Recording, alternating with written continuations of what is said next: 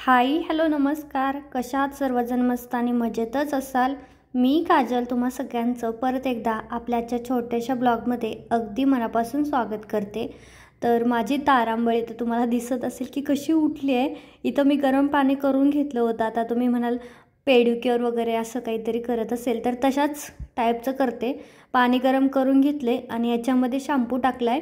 पण हे पाणी थंड व्हायचं नावच घेत नव्हतं. म्हणजे आंघोळीला ना याच्यापेक्षा गरम पाणी घेतो तरी पण असं वाटत नाही की गरम आहे. पण त्याच्यामध्ये पाय ठेवायला काय वाटत नव्हतं. पण आतमध्ये पाय गेलं की इतके चटके लागत होते. म्हणजे इतकुसं मी पाणी गरम केलं होतं. त्या पाण्याचं एक ते घाम्याला पूर्ण गच्च भरलं एवढं मी त्याच्यामध्ये वाढवलं. तर मला इथं ना एक म्हणतात ना आपल्याला मी आधीही सांगितले की प्रमोशनसाठी खूप गोष्टी कराव्या लागतात. तर तो फूट फिलिंग मास्क होता ना तो मला वाटते ना मी रुद्रेच्या पप्पांच्या पायाला लावला होता.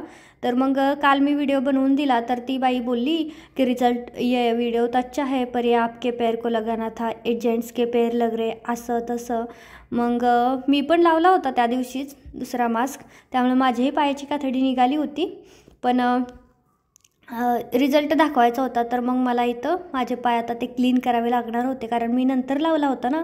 तर माझ्या पायाचं पूर्ण कातडी निघलेली नव्हती आणि मग माझ्या पायाचा त्यांना रिझल्ट दाखवायचा होता आफ्टर बिफोर असा. तर इतके काही कष्ट करावे लागतात. म्हणून मी म्हटलं चला इथे शॅम्पूच्या ह्याच्यामध्ये पाय थोडा वेळ भिजवत ठेवूया. म्हणजे जी कातडी आपली निघली ना तर ती पूर्ण निघून जाईल मरकी आणि पाय स्वच्छ दिसेल. आणि ज्यावेळेस मी करत होती ना त्यावेळेस शीतल बोलत होती की हे आपण ना आठवड्यातून राहिलं पण कमीत कमी महिन्यातून एकदा तरी केलं पाहिजे पायांना हातांना. अशी ती इकडं बोलत होती. तिच्याशी गप्पा मारत मारतच मी इकडं बसलेली. तिचं काम चालू होतं आपलं शिलाई करायचं आणि मी इकडं बसलेली. मला इतके चटके लागत होते अक्षरशः मी अर्ध्या म्हणजे 15-20 मिनटं माझी अशीच गेली. मी आतमध्ये पायच नाही बुडवले. मला चटकेच बसत होते आणि सारखं पाणी घेऊन यायचा पण मला कंटाळा आला होता. म्हटलं आता जेव्हा थंड होईल ना तेव्हाच त्याच्यामध्ये पाय बुडवणार. तर हे असं आहे. तर ना तो फूट फिलिंग मास्क ना खूप जास्त चांगला आहे. म्हणजे रुद्राच्या पप्पांचे पाय इतके जास्त खराब होते ना असे खरबुडीत एवढे सॉफ्ट झालेत ना म्हणजे एकदमच मस्त झाले. त्यामुळे घेतलाच पाहिजे. थोडा महाग आहे मला वाटतं 550 रुपयाच्या आसपास आहे बरं का तो पिल ऑफ मास्क. पण खरं सांगू मनापासून मीही हा घेतला नसता कधीच एवढी प्राईस बघून. कारण आता मला कसं फुकट भेटला तर मग फुकट भेटले तर आम्ही ते लावले यूज केले. पण यूज केल्यानंतर आपल्याला खरंच कळतं की श्रीमंत लोकांच्या हात पाय सगळ्या गोष्टी इतक्या व्यवस्थित कशा काय असतात. तर त्यांच्याकडे पैसे असतात म्हणून ते मेंटेन ठेवतात. आता हा 550 रुपयाचा फूट फिलिंग मास्क आपल्यासारखं मिडल क्लास लोक तर घेणारच नाही. मी तर नसताच घेतला याच्या आधी. याच्यानंतरही मी कधी घेईल असं वाटत नाही. एवढं 550 रुपये कोण घालवणार त्या पायांवरती. आणि माझे पाय ना आमच्या घरात ना कोणाला अशा पायाला चिरण्या वगैरे असलं काही नाही आहे त्रास. आणि माझे तर इतके सॉफ्ट पाय आहेत अगदी लहान मुलांसारखे. त्यामुळं मला तर बिलकुलच अशी गरज नाही लागत. खूपच म्हणजे माझे मऊ असे पाय आहेत. पैंजण राहत नाही जोडवी राहत नाही इतके असे छोटे नाजूक आपण म्हणतो ना तर त्या टाईपचे.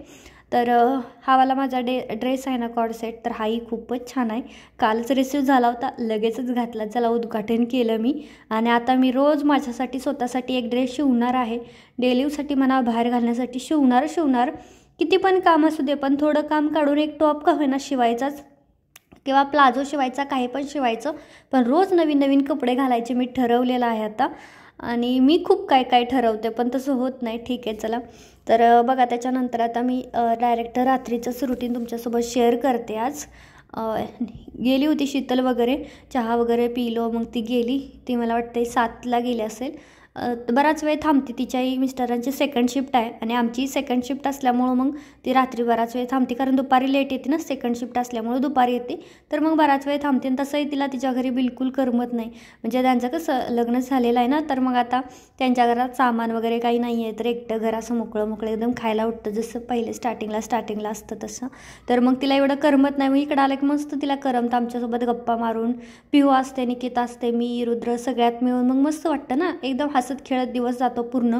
आणि म्हणते तुमच्या इथं आहे ना तोपर्यंत कसा दिवस जातो कळत नाही. आणि घरी गेली की दिवसच पुढे रात्रीचा टाईमच निघून जात नाही अशी म्हणते. तर ठीक आहे. तिला म्हटलं होतं की मटणाची भाजी आहे जेवून जा. निकिताने केलं होतं मटण तिनं दिला होता. ती पण म्हणत होती जेवून जा पण ती म्हटली नको आहो लेट होईल दिवाबत्ती करायची हे. मग ती गेली. आणि मग मी आता म्हटलं रस्ता तर होता मटणाचं भाजी होती, शेपूची भाजी पण होती. म्हणजे मी शेपूची केली सकाळी, मला आवडते म्हणून.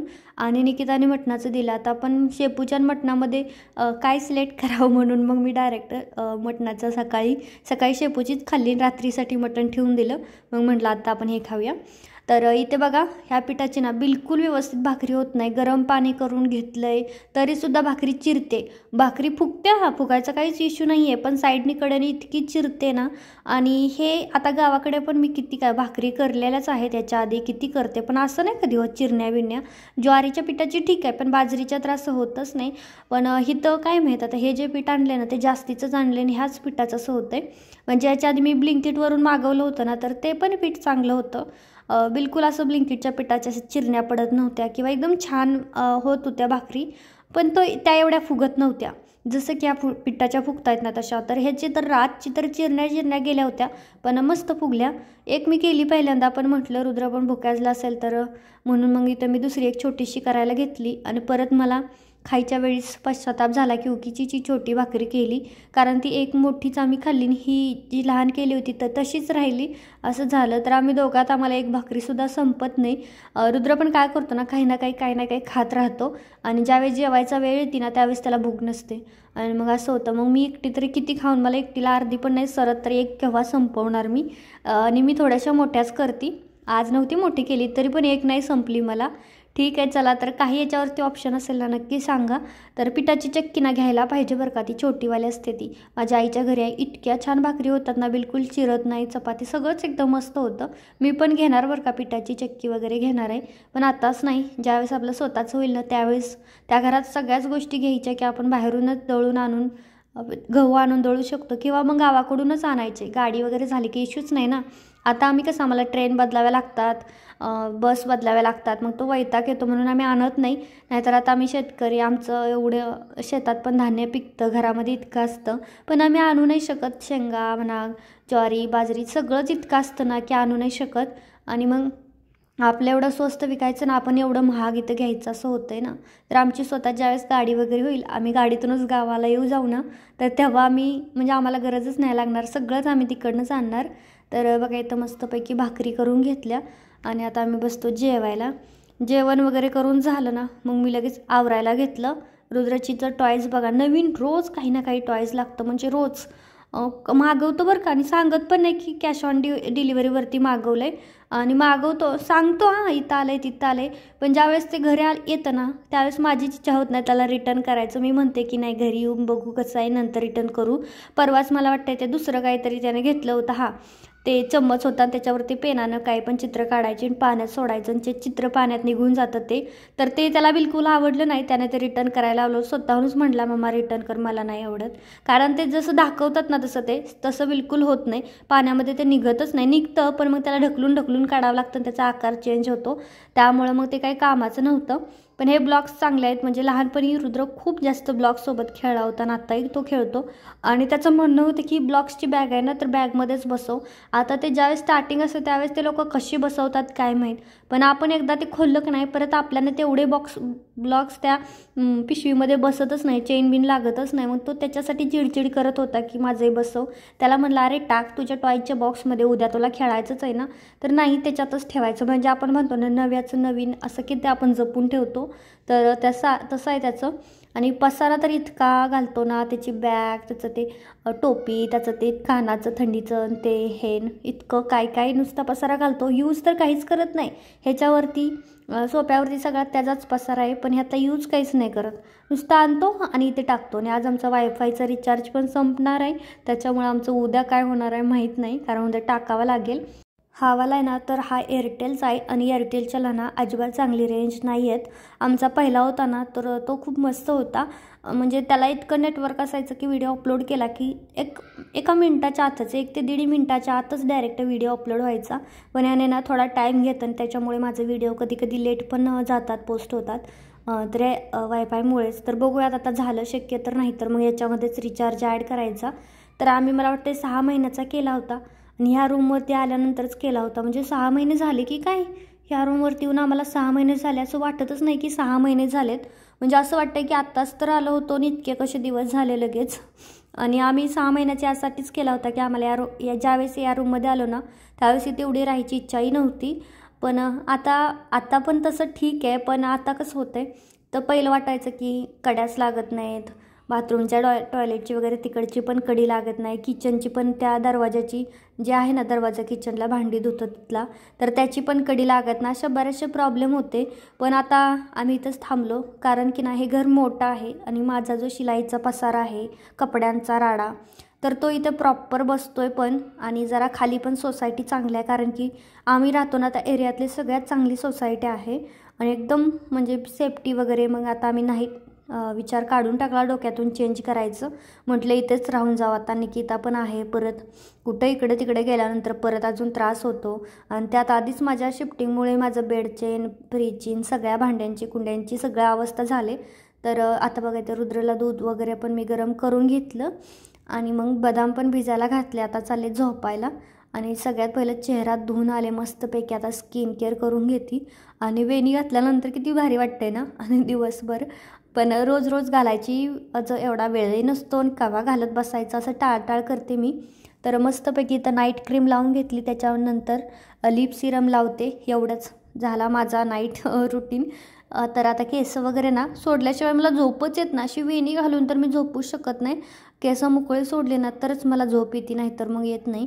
तर चला आता पटकन मी माझं आवरते आणि मग झोपायला जाते.